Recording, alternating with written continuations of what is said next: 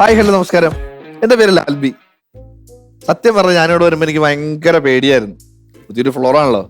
എന്തൊക്കെ പറഞ്ഞാലും ശരി, ഇവിടെ വന്ന് ഇത്രയും അടിപൊളിയായിട്ടുള്ള ഓഡിയൻസിനെ കണ്ടപ്പോൾ ഞാൻ സത്യം പറഞ്ഞ ഒടുക്കത്തെ ഹാപ്പിയാണ്.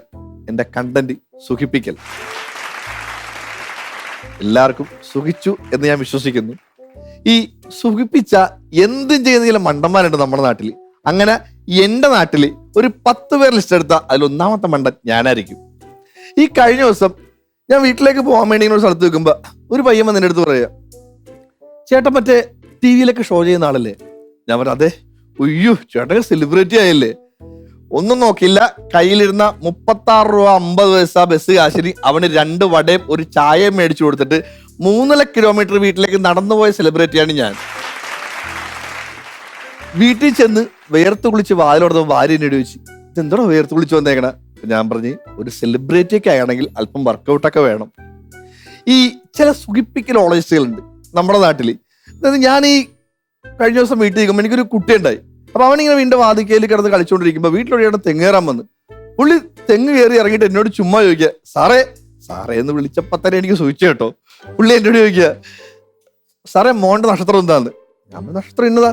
അപ്പൊ പുള്ളി പറയാ, ഉയ്യോ എന്റെ നക്ഷത്രം ഇത് തന്നെ, ഉയരങ്ങളിലെത്തും കേട്ടോ എന്ന്. പുള്ളി ഇറങ്ങിയ ആ ചില്ലിത്തെങ്ങിലേക്ക് ഞാൻ വെറുതെ ഒന്ന് നോക്കി, എൻ്റെ മകനെ ഞാനൊന്ന് മാറി മാറി നോക്കി. ഈ നമ്മുടെ നാട്ടിലെ നമ്മളെ ഏറ്റവും കൂടുതൽ സൂചിപ്പിക്കുന്നത് ഈ ഹോം അപ്ലയൻസസ് വാങ്ങിക്കാൻ ചെല്ലുമ്പോൾ കടക്കാരാണ്. Customer is the king of the market എന്നാണല്ലോ കടക്കാരൊരു പൊതുതന്ത്രം.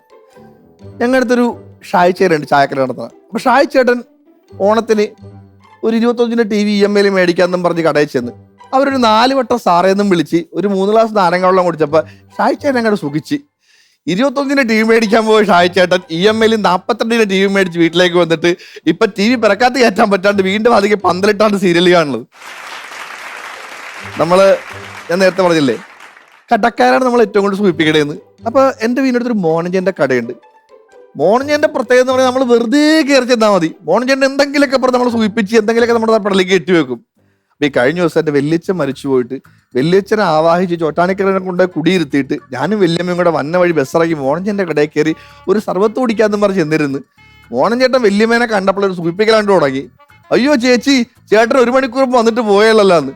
ഇത് കേട്ടതും വല്യമ്മ സർവത്ത് മാറ്റി വെച്ചിട്ട് ഒറ്റ കരച്ചില്, ചോട്ടാനിക്കരെ കുടിയിരുത്തി വല്യച്ഛൻ അവിടെ ഇരുന്നില്ലടാ എന്നും പറഞ്ഞ് 25,000 രൂപക്ക് ഹോമം നടത്തി വല്യച്ഛൻ ഇരിക്കാത്ത കൊണ്ട് ഇപ്പൊ വീണ്ടും 25,000 രൂപയുടെ ഹോമം നടത്തി വല്യച്ഛന്റെ കാലേലും കയ്യേലും 3 ഇഞ്ചിന്റെ 3 ആണി വെച്ച് അടിച്ച് ചോട്ടാനിക്കര കീഴ്ക്കാവിൽ ആലിപ്പ് ഇരുത്തിയേക്കാണ്. ഇപ്പൊ ഞാൻ ഇങ്ങോട്ട് പോരുമ്പോ കഴിഞ്ഞ ആഴ്ച കൊണ്ടേ കുടിയിരുത്തിയ കേശവൻ ചേട്ടന്റെ മകളും ഭാര്യയും കൂടെ ആ കടയിൽ നിന്ന് ചായ കുടിക്കുന്നുണ്ട്. ഇനി കേശവൻ ചേട്ടന്റെ ഭാര്യയുടെ കാര്യം എന്താവുന്ന, എത്ര രൂപയുടെ ഹോമം നടത്തുന്ന ബാക്കി കണ്ടറിയാം. നമ്മളെ ഈ സാലറി കിട്ടുമ്പോഴാണ് സത്യം പറഞ്ഞു കഴിഞ്ഞാൽ നമ്മുടെ ഭാര്യമാര് നമ്മളെ സുഖിപ്പിക്കുന്നത്.